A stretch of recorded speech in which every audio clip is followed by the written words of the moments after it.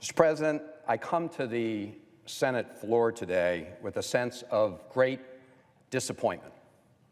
Disappointment in what my colleague, the senior senator from Florida, and the Republican leader have done with the bill before us today. Because they've taken a bill that had broad and bipartisan support, maybe unanimous bipartisan support, and tried to turn it into a political weapon. In the process, they are doing a great disservice to the American people and to all of us who value the tradition of strong bipartisan support for our friend and ally, Israel. Mr. President, I'm a co-sponsor of the original bill, S-2497, entitled the United States-Israel Security Assistance Authorization Act of 2018. It is a bill to codify the Memorandum of Understanding between the United States and Israel that was forged under President Obama and which provides Israel with $38 billion in security assistance over the next 10 years.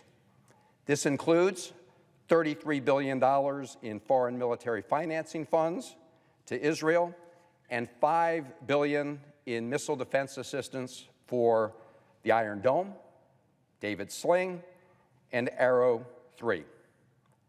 That's a lot of money when you consider the many priorities we have here at home and abroad.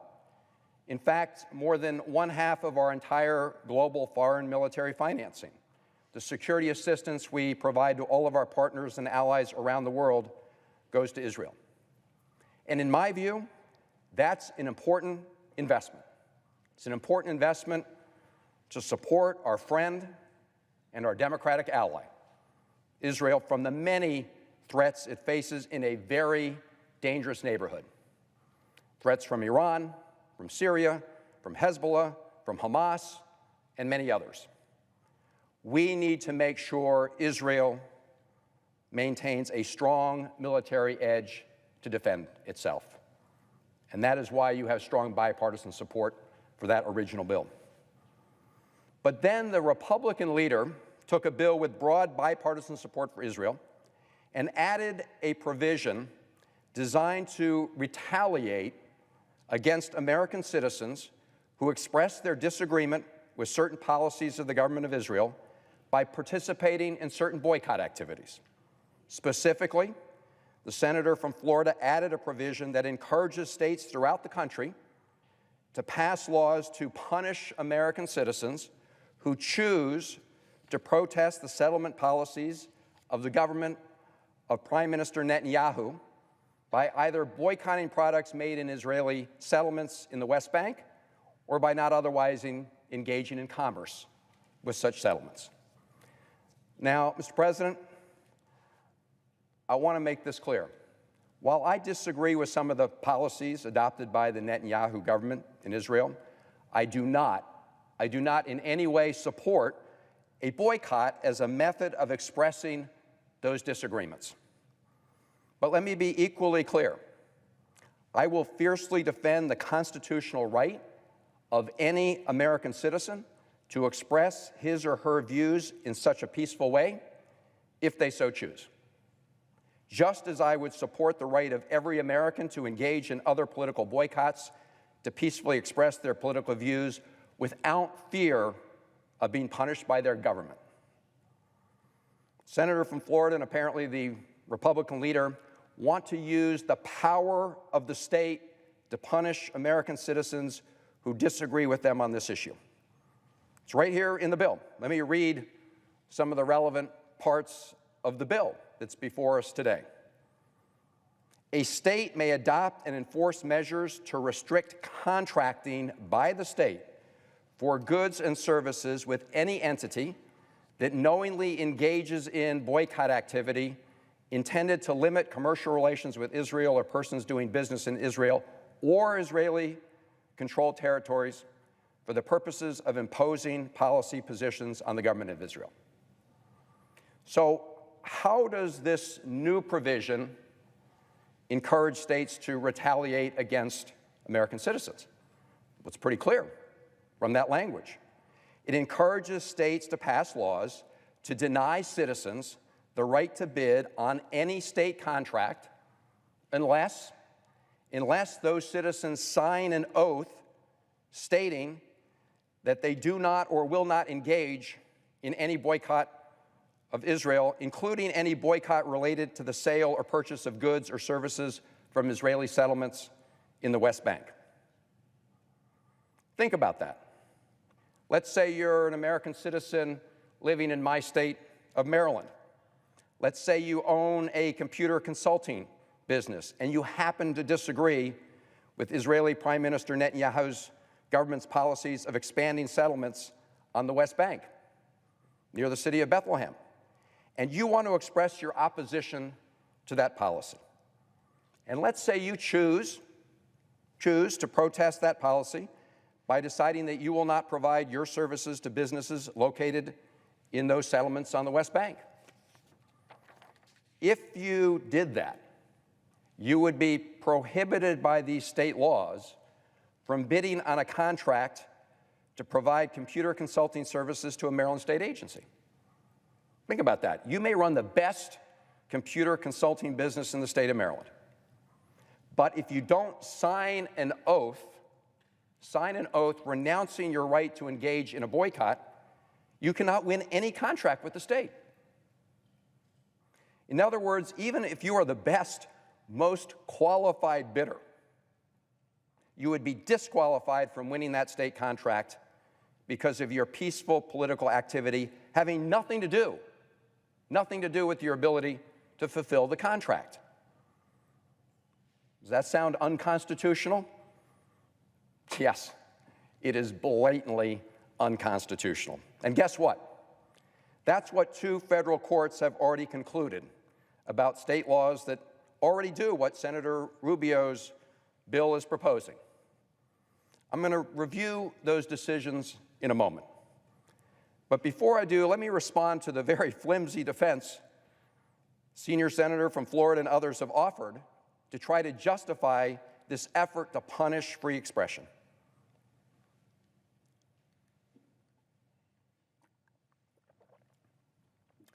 Mr. President, here's what Senator Rubio tweeted out.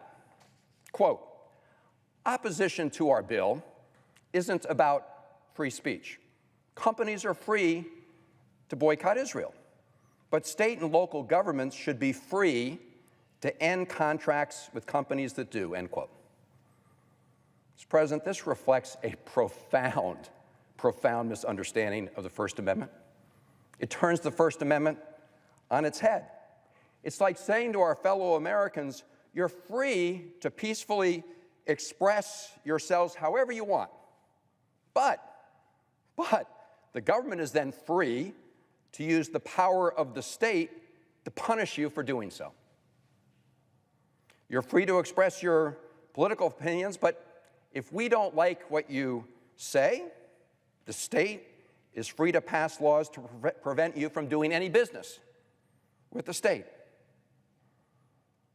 Mr. President, that is state-sponsored discrimination against disfavored political expression. I would remind my colleagues that the First Amendment is not designed to protect government from its citizens. It is designed to protect citizens who may engage in unpopular speech from retaliation by the government. What if a state passed a law to penalize gun control advocates who boycotted stores that sold semi-automatic weapons? What if a state retaliated against anti-abortion activists who boycotted health clinics that provide abortion services?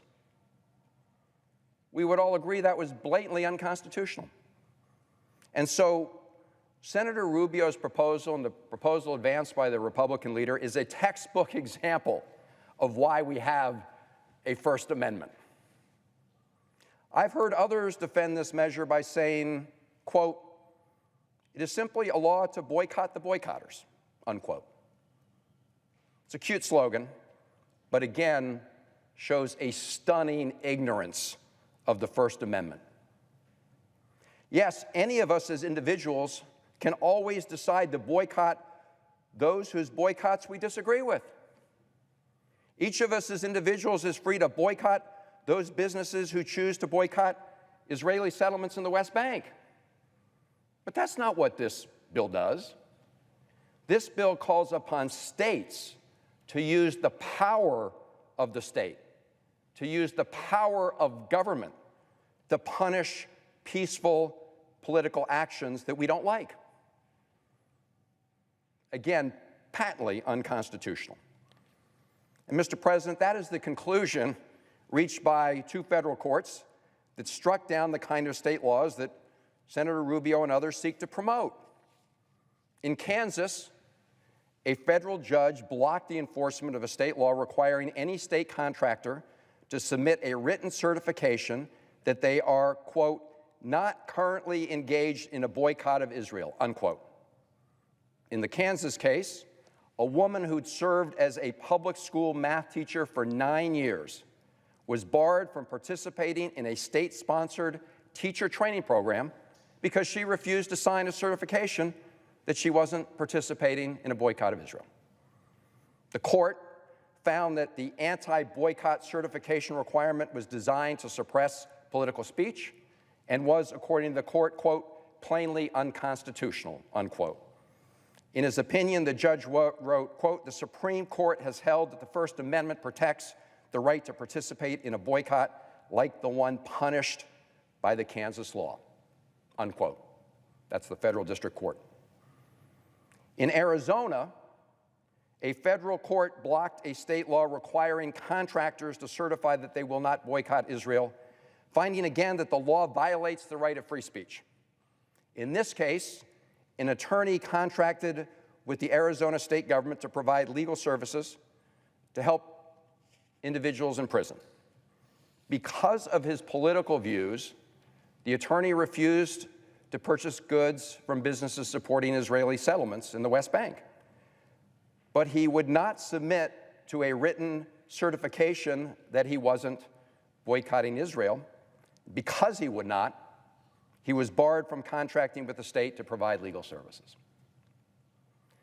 Mr. President, in this Arizona case, the court held, quote, a restriction on one's ability to participate in collective calls to oppose Israel unquestionably burdens the protected expression of companies wishing to engage in a boycott.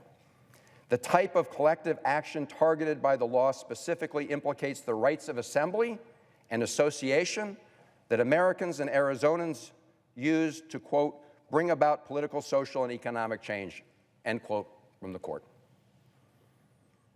Mr. President, there are a number of other challenges to laws requiring government contractors to certify they're not boycotting Israel or Israeli settlements on the grounds that they violate Americans' fundamental right to free speech, a right that Americans have even when their speech is not supported by a majority of us. That's the whole purpose of the First Amendment. Mr. President, in Texas, there are two pending First Amendment challenges to a law requiring state contractors to certify they will not boycott Israel or its settlements. In the first Texas lawsuit, 4 individuals were required to choose between signing a certification that they're not participating in a peaceful boycott or losing income and other professional opportunities. These individuals include a freelance writer who lost 2 service contracts from the University of Houston. They include a reporter who was forced to sign the certification against his conscience in order to keep his job. Includes a PhD candidate at Rice University who was forced to forfeit payment for judging at a debate tournament, and it prevented a student at Texas State University to forego opportunities to judge high school debate tournaments. In the second lawsuit, a Texas speech pathologist who'd worked with developmentally disabled, autistic, and speech-impaired elementary school students for 9 years was fired because she refused to sign an addendum to her contract renewal saying she would not boycott Israel or Israeli settlements.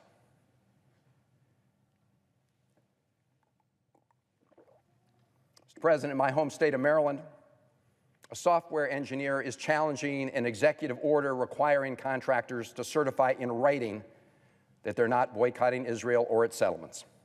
In that case, the individual was barred from bidding on government software program contracts because he would not sign such a certification. Mr. President, these laws are blatantly unconstitutional. Let me speak briefly to a recent court decision in Arkansas, in which a federal district court judge ruled in favor of a state law prohibiting Arkansas from contracting with or investing in individuals or firms that boycott Israel or its settlements. This district court decision is destined for the dustbin of history. I'm not sure any senator on either side of the aisle wants to be associated with its holding. It concludes that a boycott, quote, is not speech inherently expressive activity or subject to constitutional protection, end quote. The banner is right there on page 9 of the judge's opinion, and it reads, I quote, "A boycott is neither speech nor inherently expressive conduct," unquote. In other words, according to that district judge, states can pass laws banning or penalizing boycotts that they don't like. Years ago, and it was many years ago, Mr. President, as a college student, I was active in the movement to get companies to divest from South Africa and boycotting companies that did business with the apartheid regime in South Africa. Under the Arkansas court decision, a state could pass a law that would ban that conduct, or would at least penalize me if I wanted to do business with the state as a sole proprietor and sought state contracts. Mr. President, there's no doubt that the Arkansas decision will be overturned. The Supreme Court explicitly held in the case of the NAACP versus Claiborne Hardware that the First Amendment protects the right to participate in a boycott for political purposes. The judge in the Arkansas case attempts to narrow that NAACP holding in a way that is clearly inconsistent with First Amendment protections. I urge my colleagues on both sides of the aisle to read all 3 federal district court decisions from Kansas, Arizona, and Arkansas. Now, as I said earlier, I do not support the boycott of Israel as a means of pressing the Netanyahu government to change some of its policies. There are much better ways we have to try to encourage our friend and ally to change some of the policies that they disagree with.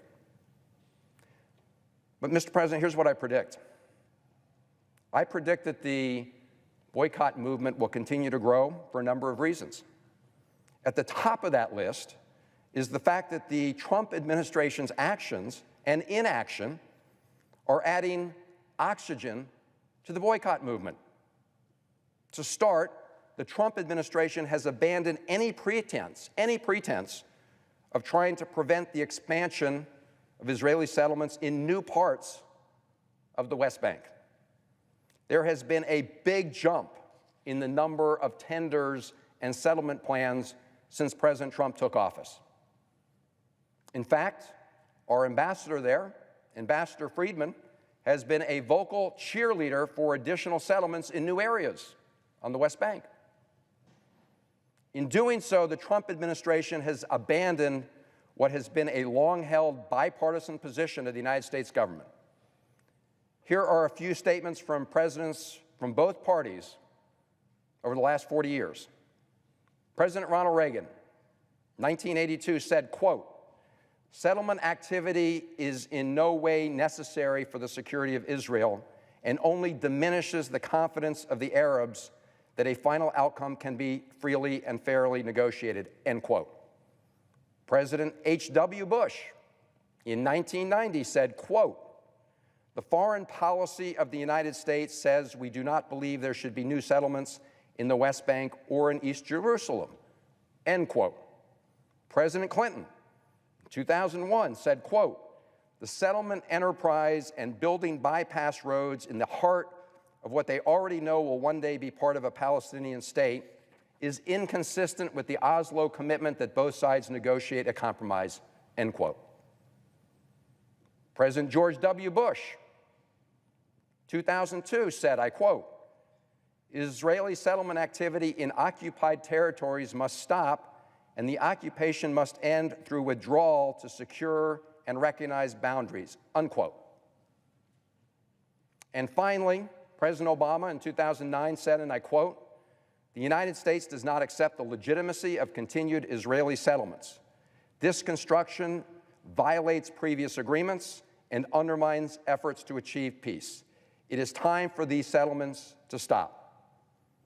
So, Mr. President, there you have a continuous line of bipartisan presidents, Republicans and Democrats, expressing U.S. policy on the issue of settlements.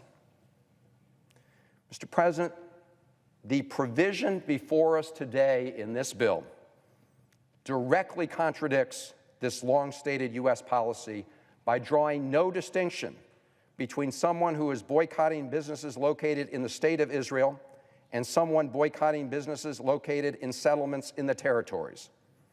In other words, the provision before us and the state laws that it promotes supports the same penalty for those who boycott commerce with a business in Tel Aviv as it does those who boycott commerce with businesses in the settlements, including outposts that may be illegal under even Israeli law. So this provision before us erases an important distinction in American policy that has been endorsed by presidents of both parties. One of the reasons for discouraging settlements and outposts in new areas is to preserve the option of a two-state solution, an option that has previously been supported by presidents of both parties, as well as pro-Israel groups, including AIPAC, J Street, and others.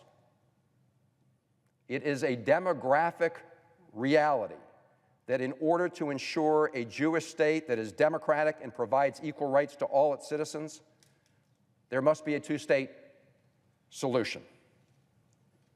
Now, Mr. President, such a solution should come about through a negotiated settlement between the parties, between the Israelis and the Palestinians. And we all know that dysfunction and obstruction on the Palestinian side has been one obstacle to reaching an agreement. But that does not justify changing the status quo on the ground by adding settlements in new areas that will make a two-state solution impossible.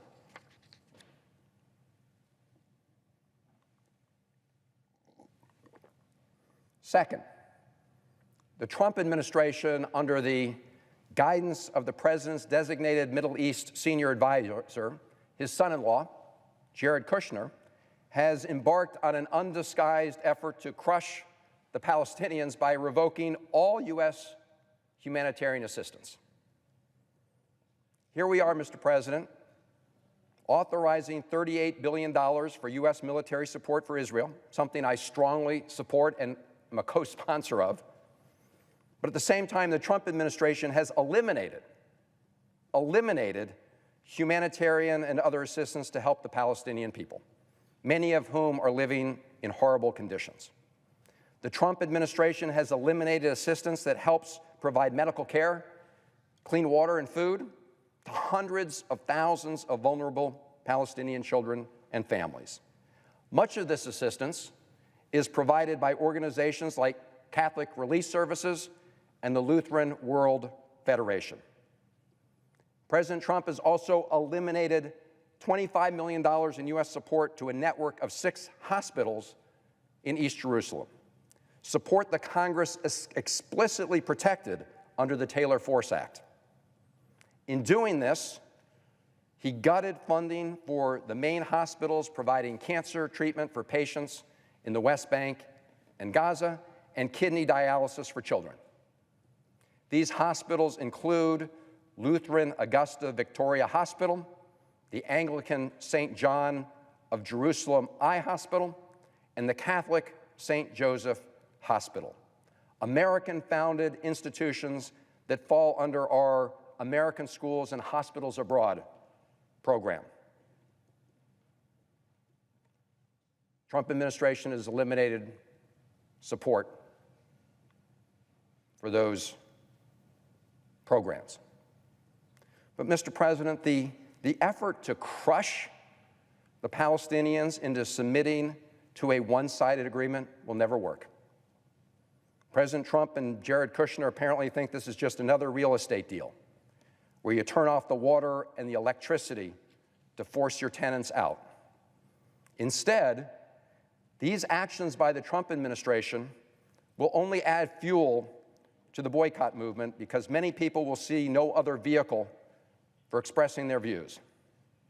And finally, to the senior senator from Florida and others supporting this provision, nothing will motivate Americans to exercise their rights more than efforts to suppress them. Trying to suppress free speech, even unpopular speech, even conduct that we don't support here and I don't support, that will only add momentum. So, Mr. President, I'll end where I started. It's a really shameful and disappointing day when the sponsors of this legislation took a bill demonstrating strong bipartisan support for Israel, for our friends and allies who share our commitment to democracy and share other values we hold dear, that some senators took that bill and used it as an attack on the constitutional rights of American citizens who may want to peacefully demonstrate their opposition to some of the Netanyahu government policies, not in the way you, Mr. President, would choose, not in the way that I would choose, but in a way they have a right to do as American citizens. So in making these changes to the bill, the sponsors are sabotaging what was a bipartisan bill to support our friend and ally Israel, and in the process, strengthening the very boycott movement that we seek to oppose. That hurts Israel, that hurts the United States, and Mr. President, this is a really sad day in the United States Senate when we took something that we all agreed on and decided to use it to attack the constitutional rights of American citizens we may disagree with. And I'm sorry that it has come to this point, and I hope that my colleagues will think about this as we move forward in this debate. And I suggest the absence of a quorum.